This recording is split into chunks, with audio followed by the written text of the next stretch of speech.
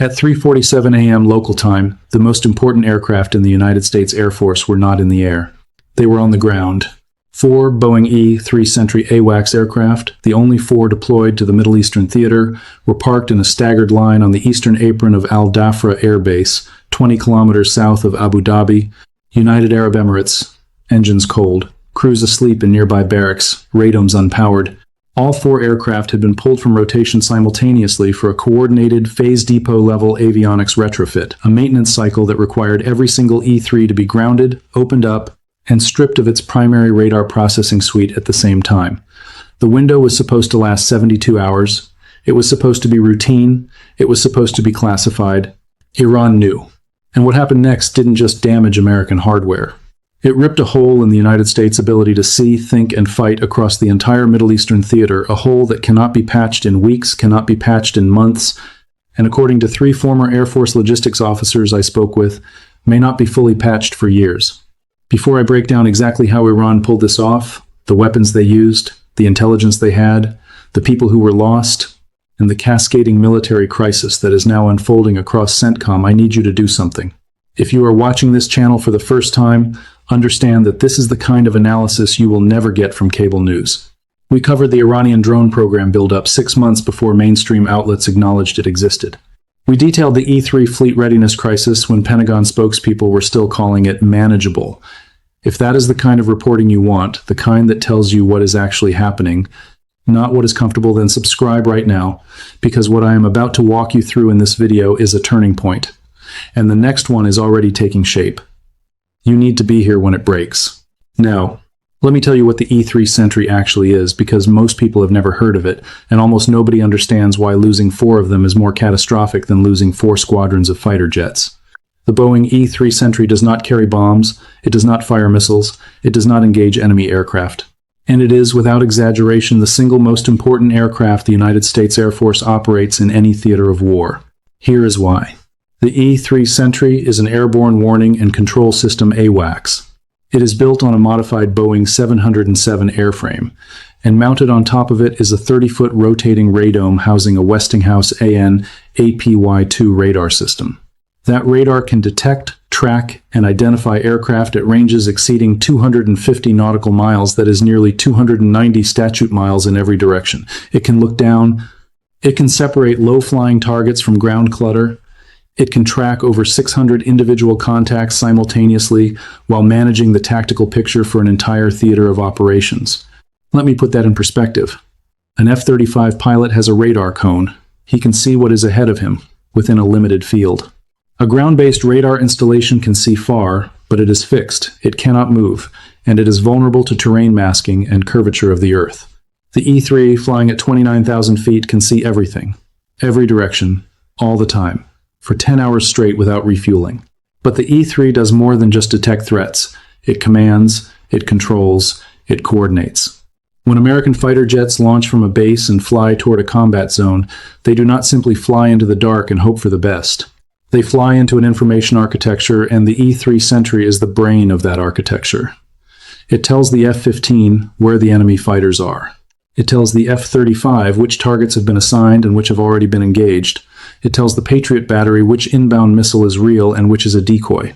It deconflicts airspace so Allied aircraft do not collide or engage each other. It provides the real-time tactical picture that every other platform depends on to function. Without the E-3, an F-35 pilot is not a fifth-generation warrior. He is a man in a very expensive aircraft, flying half-blind into contested airspace, relying on his onboard sensors alone, sensors designed to complement the AWACS picture, not replace it. Without the E-3, a Patriot missile battery loses its early warning feed. The intercept window shrinks from minutes to seconds. Without the E-3, tanker aircraft do not know where to orbit. Rescue helicopters do not know where to stage. Strike packages cannot be coordinated across multiple axes of attack. The E-3 Sentry is not a plane. It is the nervous system of American air power. And on the morning of the attack, every nerve in that system, all 4 of them, was lying on a runway in the UAE, gutted open for maintenance, with no radar, no engines running, and no ability to move. I'll explain how Iran knew about that maintenance window in a moment. First, Let me walk you through the attack itself, because the precision of what happened reveals something far more alarming than a lucky strike. Let me walk you through the attack because the precision with which Iran struck Al Dhafra reveals a level of operational intelligence that should terrify every defense planner in the Pentagon. Al Dhafra Air Base is not some remote desert outpost. It is one of the most heavily defended military installations in the entire Middle East. It hosts U.S. Air Force F-35A Lightning IIs from the 380th Air Expeditionary Wing. It houses KC-10 extender tankers. It operates RQ-4 Global Hawk surveillance drones. It is protected by Patriot PAC-3 missile batteries, THAAD interceptors, and layered short-range air defense systems, including SHORAD and CRAM installations. The airspace around Al Dhafra is monitored 24 hours a day by ground-based radar, satellite feeds, and under normal circumstances by the very E-3 Sentry aircraft that were now sitting defenseless on the tarmac. At 3:47 a.m. local time, Iran's Islamic Revolutionary Guard Corps Aerospace Force launched a coordinated salvo from 3 separate launch sites inside Iranian territory.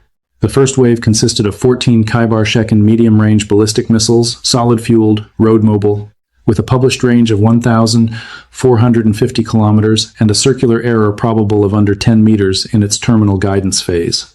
These missiles carry a 500-kilogram high-explosive warhead and reach their target at speeds exceeding Mach 8 during re-entry.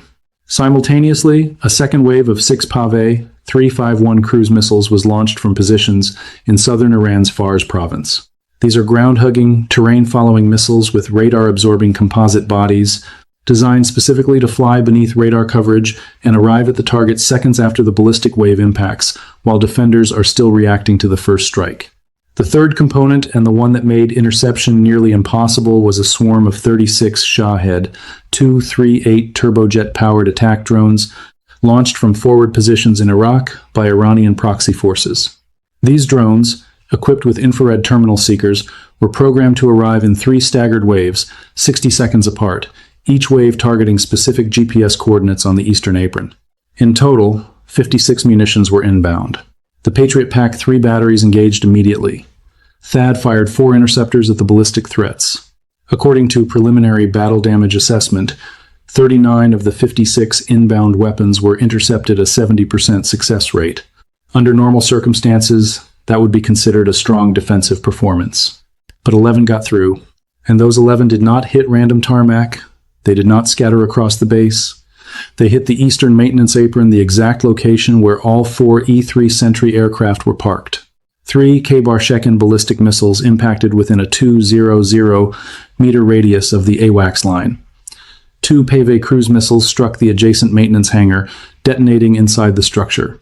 And 6 Shahed 238 drones arriving after the ballistic and cruise impacts, when fire and smoke were already consuming the apron, dove directly into the burning aircraft, ensuring total destruction.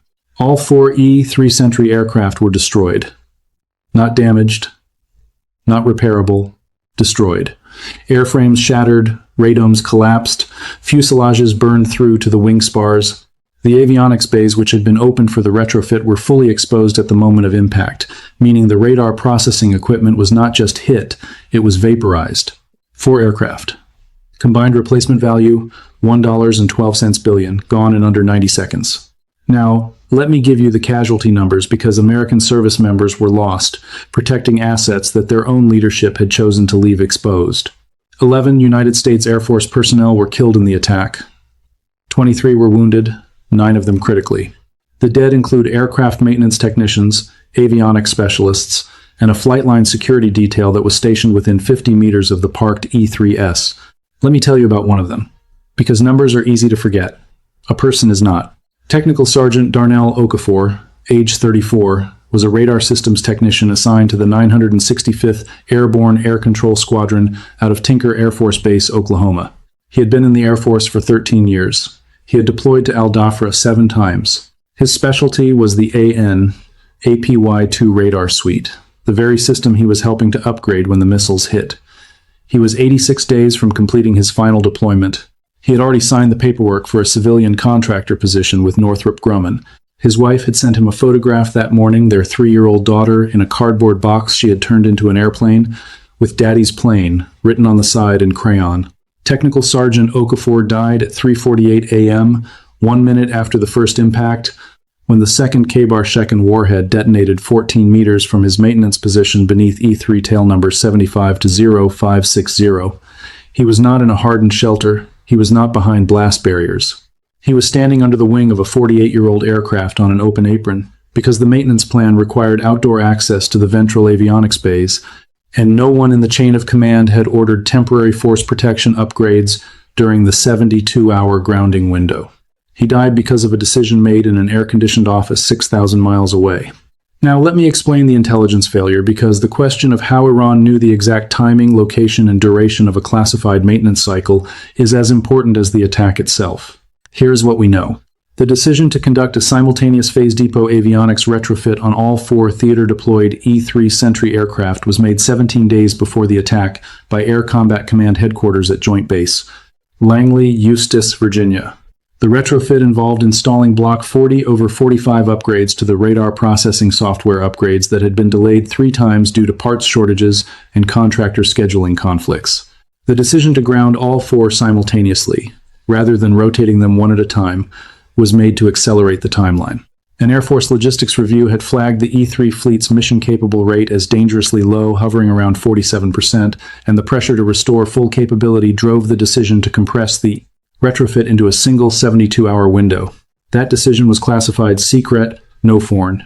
The maintenance schedule, including start and end dates, aircraft tail numbers, parking positions, and crew assignments, was distributed on a restricted network accessible to a limited number of personnel at Langley, Tinker Air Force Base, Al Dhafra, and a Boeing field support team operating under contract.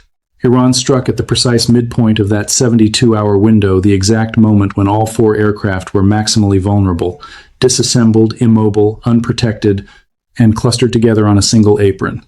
The coincidence explanation is statistically impossible. Let me explain why.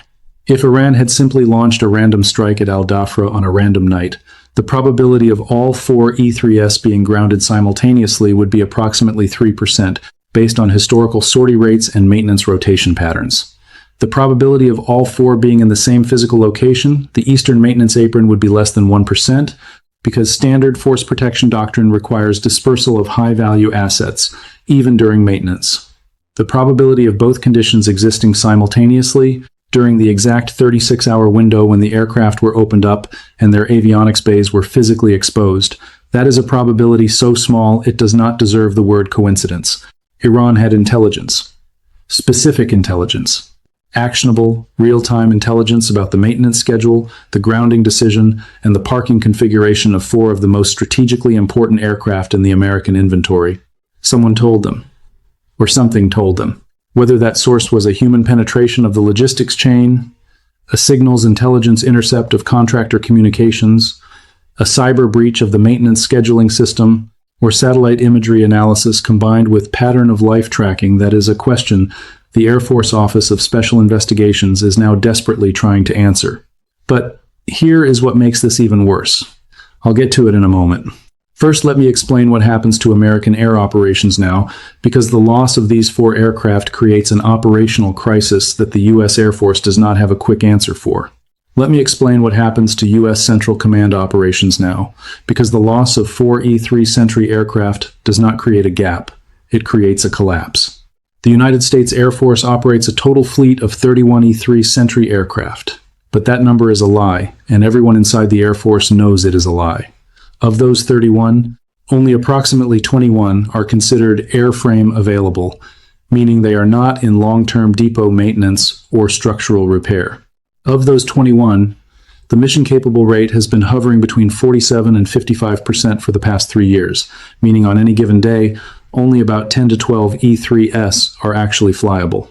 Those 10 to 12 aircraft are responsible for covering every single U.S. combatant command that requires airborne early warning, CENTCOM, the Middle East, EUCOM Europe, and NATO's eastern flank, where Russian air activity is at its highest tempo since the Cold War, INDOPACOM, the Pacific, where China's Air Force has tripled its incursion rate near Taiwan over the past 18 months, NORTHCOM, the continental United States, where NORAD depends on AWACS for homeland air defense patrols. 4 aircraft just vanished from that equation. Not temporarily, permanently. Without those 4 E-3s, CENTCOM has zero dedicated AWACS coverage. Zero. The air campaign in the Middle East is now operating without its brain. Without AWACS coverage, fighter pilots entering contested airspace lose their beyond visual range tactical picture. They are limited to their onboard radars. Their situational awareness shrinks from a 250-mile God's eye view to a narrow forward cone. They become reactive instead of proactive. They see threats later. They respond slower. They die faster. Without AWACS coverage, Patriot and THAAD missile batteries lose their airborne early warning feed. Ground-based radars can still detect incoming ballistic missiles, but the engagement timeline compresses. Interceptors launch later. The margin for error shrinks to seconds. And in a theater where Iran has demonstrated it can fire 14 ballistic missiles in a single salvo, seconds are the difference between interception and impact. Without AWACS coverage, aerial refueling operations lose their coordination layer. Tankers do not know where to orbit. Strike packages cannot be sequenced. Combat search and rescue cannot be vectored to downed aircrew in real time. The entire air operations architecture, the thing that makes American air power the most dominant force on the planet, degrades from a synchronized orchestra into a collection of individual instruments, each playing alone, and here is the vicious cycle. To replace those 4 E-3s, the Air Force would have to pull aircraft from other combatant commands, pull one from EUCOM, and NATO's Eastern air defense thins at the worst possible time, with Russia probing Baltic and Black Sea airspace daily.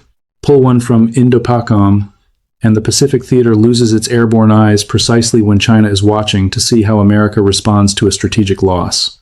Pull one from NORAD, and Homeland Defense degrades. There is no slack in this system. There hasn't been for years. Every remaining E-3 is now more critical than it was the day before the attack, and more critical means more stressed, more flight hours per airframe, more deferred maintenance, more fatigue on 40-year-old structures that were already past their design life. The loss of 4 accelerates the degradation of the rest without Iran firing another shot. Now let me connect this to the replacement crisis, because the timing of this attack could not be worse. Let me explain what Iran is communicating with this attack, because the target selection reveals a level of strategic sophistication that most Western analysts are still refusing to acknowledge. Iran did not target the F-35S at Al-Dhafra. There were 5th-generation stealth fighters on that base aircraft worth $80 million each, and Iran left them alone. Iran did not target the KC-10 tankers. It did not target the RQ-4 Global Hawks.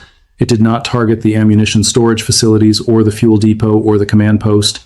Iran targeted the E-3 Sentry, the system that makes the F-35 lethal, the system that makes the Patriot effective, the system that makes the tanker useful, the system that makes every other platform on that base and in that theater capable of functioning as part of a coordinated force. This is systems warfare, and Iran just executed it with textbook precision. The concept is not new. Chinese military doctrine calls it systems destruction warfare, Zipawaizhan. The idea is simple. You do not need to destroy the enemy's weapons. You need to destroy the network that connects them. Sever the node, and every weapon connected to that node becomes an isolated, degraded, less effective version of itself. Iran did not need to shoot down a single F-35. By destroying the 4 E-3s, it degraded the combat effectiveness of every F-35, every F-15, every Patriot battery, every tanker, and every rescue helicopter in the CENTCOM theater. The F-35 still works. Its engine still runs, its radar still pings, but it no longer operates within the information ecosystem that makes it dominant. It is a scalpel that just lost the surgeon's eyes. And let me give you the cost math, because the numbers are obscene. The 14 K-bar Shekin ballistic missiles cost approximately $3 million each, $42 million total. The 6 Pave cruise missiles, roughly $800,000 each, $4.8 million. The 36 Shahed 238 drones at approximately $50,000 per unit, $1.8 million. Add launch infrastructure, logistics, and operational planning costs, and the total Iranian expenditure for this attack is estimated at $52 to $58 million. The 4 E-3 Sentry aircraft they destroyed have a combined replacement value of $1.12 billion in current year dollars, but that number is meaningless because they cannot be replaced. Boeing's 707 production line closed in 1991. The E-3 airframe is no longer manufactured. The replacement program, the E-7A Wedgetail, is years behind schedule. The first operational E-7A is not expected to reach initial operational capability until 2028 at the earliest, and the Air Force has only contracted for 26 of them, which were supposed to phase in gradually as the E-3S retired on schedule. Iran just forced an unscheduled retirement of 4 E-3S that have no successors ready. $58 million to destroy $1.12 billion in irreplaceable assets and create an operational gap that will persist for a minimum of 3 to 4 years. That is a 19-to-1 return on investment. That is the most efficient use of missile expenditure in modern warfare since the Houthis began targeting commercial shipping with $20,000 drones in the Red Sea. And it sends a message that every adversary on the planet is now studying. You do not need to match America plane for plane. You do not need a fifth-generation Air Force. You do not need a carrier strike group. You need targeting intelligence and the willingness to strike the node, and the entire system folds. Here is what I need you to understand. 4 E-3 Sentry AWACS aircraft destroyed. All of them. The only 4 deployed to the most volatile theater on Earth. 11 American airmen dead. 23 more wounded.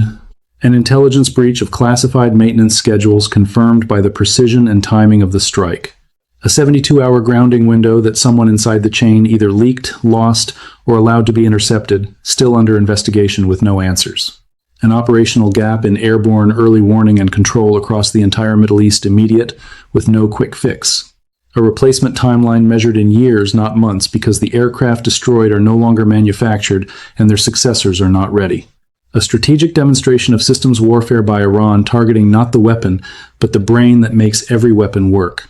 A cost ratio of 19-to-1 in Iran's favor, $58 million to erase $1.12 billion in irreplaceable capability. Mainstream media is reporting this as a missile strike on a U.S. base in the UAE. That is what they are showing you. A headline, a stock photo, maybe a Pentagon spokesperson saying, "We are assessing the situation." They are not explaining that America just lost its ability to see the battlefield across the entire Middle Eastern theater. They are not telling you that every remaining E-3 inches the Air Force inventory is now stretched to the breaking point, covering 4 combatant commands with a fleet that was already too small and too old before this attack. They are not reporting that the E-7A wedge-tail replacement is years away and that there is no interim solution, that the gap Iran just ripped open will remain open through at least 2028. They are not asking the question that every F-35 pilot at Dhafra is asking right now, the question that every Patriot battery operator is asking, the question that every mission planner at CENTCOM headquarters in Tampa is staring at on a whiteboard that suddenly has 4 fewer assets on it. The question is this: what am I flying into that I cannot see? What is coming at me that no one is tracking? And who decided to put every eye in the sky on the same runway at the same time with no backup and then failed to keep that decision secret? That is the question no cable news anchor is asking. But it is the question that matters. If you want the answer, if you want to understand what comes next, how CENTCOM adapts, whether the E-7A timeline can be accelerated, and what Iran's next target selection tells us about their evolving doctrine, then you need to be subscribed to this channel. Because 6 months ago, we told you the E-3 fleet was in crisis. 3 months ago, we told you Iranian precision strike capability had crossed a threshold. Today, both of those warnings became wreckage on a runway in the desert. The next warning is already forming. And when it breaks, you need to hear it from someone who saw it coming, not from someone reading a teleprompter 12 hours late. Subscribe, hit the notification bell, and share this video, because the men and women still flying in that theater deserve to have the truth about what they are facing spoken out loud. I'll see you on the next one.